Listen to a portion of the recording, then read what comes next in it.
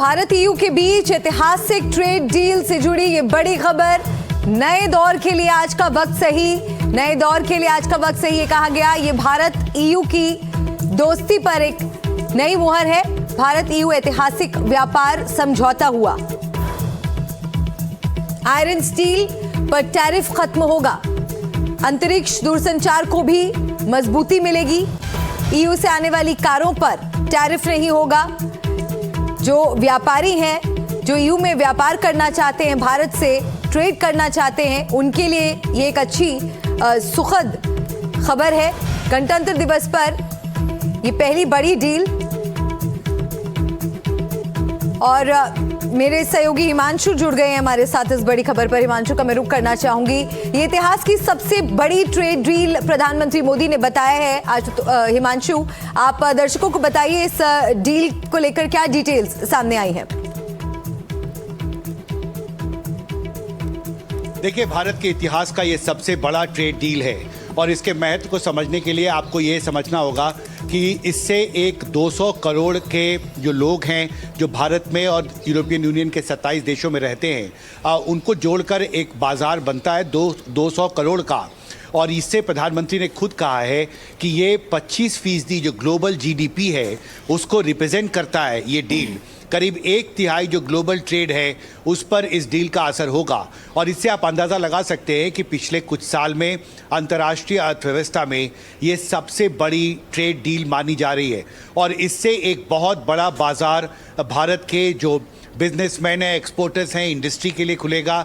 भारत को global manufacturing hub बनाने का जो एक बड़ा लक्ष्य है, विकसित भारत के लक्ष्य को हासिल करने के लिए, उसके लिए भारत को आसान शर्तों पर बहुत सारे प्राइमरी मटेरियल्स वो अब यूरोप के अलग अलग देशों से भारतीय जो बिजनेसमैन हैं वो एक्सेस कर सकते हैं।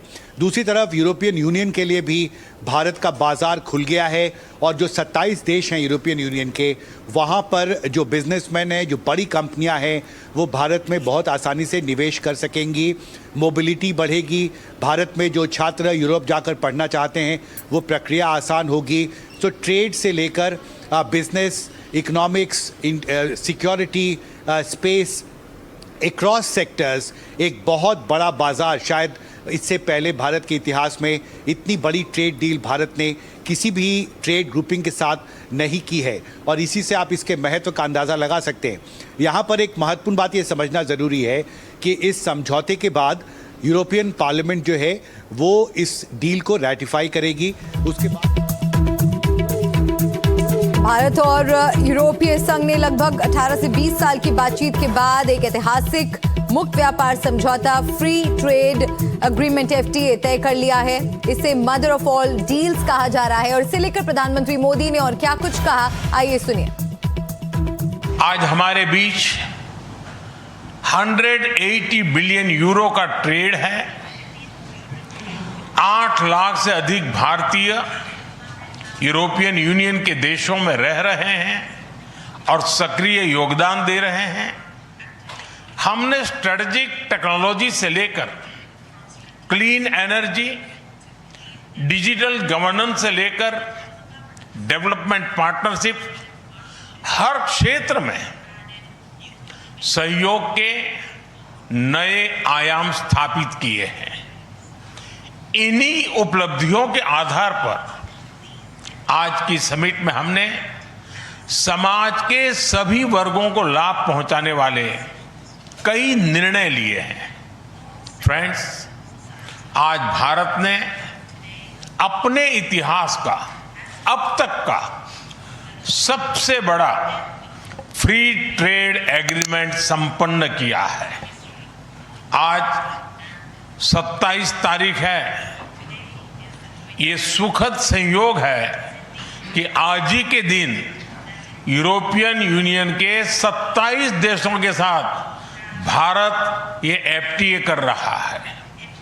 यह एक ऐतिहासिक समझौता हमारे किसानों, हमारे छोटे उद्योगों, इसके यूरोपियन मार्केट तक पहुंच आसान बनाएगा, मैन्युफैक्चरिंग में नए अवसर पैदा करेगा और हमारे सर्विसेज सेक्टर के बीच सहयोग को और प्रबल करेगा।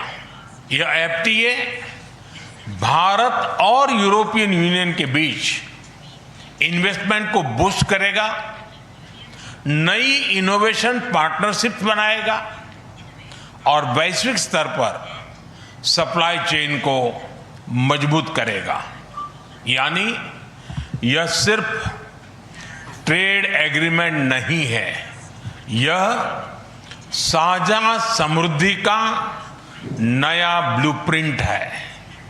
फ्रेंड्स, इस महत्वाकांक्षी एफटीए के साथ साथ हम मोबिलिटी के लिए भी एक नया फ्रेमवर्क बना रहे हैं। इससे भारत के स्टूडेंट्स, वर्कर्स और प्रोफेशनल्स के लिए यूरोपियन यूनियन में नए अवसर खुलेंगे। साइंस एंड टेक्नोलॉजी में हमारा लंबे समय से एक व्यापक सहयोग रहा है। और हिमांशु, दर्शकों को जरा ये भी समझाइए कि आखिर इस डील की जरूरत क्यों थी। खैर, ये बात तो साफ है कि ईयू जो है भारत का सबसे बड़ा व्यापारिक साझेदार है, लेकिन इस डील के बाद क्या कुछ बदलाव हम देखेंगे? देखिए, ये डील ऐसे वक्त पर हो रहा है, इसका जिक्र प्रधानमंत्री नरेंद्र मोदी ने भी किया कि अंतर्राष्ट्रीय अर्थव्यवस्था में उथल पुथल चल रही है और अमेरिकी सरकार द्वारा जो रेसिप्रोकल टैरिफ भारत पर लगाया गया, उसके बाद अंतर्राष्ट्रीय व्यापार का स्वरूप भी बदला है और इसके खिलाफ हमने देखा है कि दुनिया के कई देशों ने अपने स्तर पर पहल किया और भारत ने भी, जब भारत पर 50% रेसिप्रोकल टैरिफ लगाया गया तो भारत ने एक वैकल्पिक रणनीति तैयार की और इसी के तहत जो बातचीत पिछले 18 साल से यूरोपियन यूनियन के साथ चल रही थी, उस बातचीत को एक नई दिशा देने की, उसमें गति लाने की एक कोशिश की प्रधानमंत्री मोदी ने, जिसके अब कारगर नतीजे सामने आए हैं और पिछले कुछ साल में अंतर्राष्ट्रीय अर्थव्यवस्था में ये सबसे बड़ा ट्रेड डील है। और यहाँ पर आपको समझना यहाँ पर बहुत ज़रूरी होगा कि 18 साल लगे हैं इस डील को फाइनल करने में और ये डील भारत और यूरोपियन यूनियन के तहत जो 27 देश हैं उनके बीच में हो रहा है और इससे आप अंदाज़ा लगाइए कि कितना बड़ा बाज़ार जो है वो भारत के व्यापारियों के लिए, भारत के एक्सपोर्टरों के लिए इससे खुलने वाला है और निश्चित तौर पर एक बड़ा संदेश भी इसमें अमेरिका के लिए है। मैंने कुछ जो स्विस इकोनॉमी के एक्सपर्ट्स हैं उनसे बात की है, उन्होंने बहुत साफ तौर पर कहा है कि ट्रंप ने जिस तरह से रेसिप्रोकल टैरिफ लगाया और अंतर्राष्ट्रीय अर्थव्यवस्था में हलचल बढ़ी, अनिश्चितता बढ़ी, उससे यूरोपियन यूनियन के जो देश हैं उन पर भी दबाव हुआ और उनका विश्वास जो था अमेरिका पर वो कम हुआ है और वो एक बड़ा संदर्भ है जिसमें दोनों ही देशों ने, भारत ने भी और यूरोपियन यूनियन के जो देश हैं, दोनों ने आपस में बातचीत करके जो कोशिश की जा रही थी उसको और तेज़ किया और ये डील संभव हो सका है और एक बड़ा संदेश निश्चित तौर पर अमेरिका के राष्ट्रपति डोनाल्ड ट्रंप के लिए भी है कि आप भारत पर आपने जो रेसिप्रोकल टैरिफ लगाया है, इसके बाद भारत बहुत तेज़ी से नए बाज़ार की तलाश कर रहा है, नए मार्केट की तलाश कर रहा है और ये जो इंडिया ईयू एफटीए ऐतिहासिक समझौता हुआ है वो उस भारत सरकार की नई रणनीति का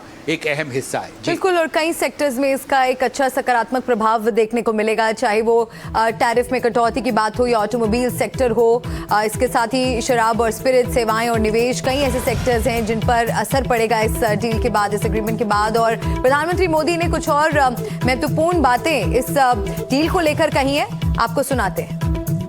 आज की इन उपलब्धियों के आधार पर हम अगले 5 वर्ष के लिए एक और भी एम्बिशियस और होलिस्टिक स्ट्रेटेजिक एजेंडा लॉन्च कर रहे हैं। एक जटिल वैश्विक वातावरण में यह एजेंडा स्पष्ट दिशा देगा, हमारी साझा समृद्धि को आगे बढ़ाएगा, इनोवेशन को गति देगा, सुरक्षा सहयोग और सुदृढ़ करेगा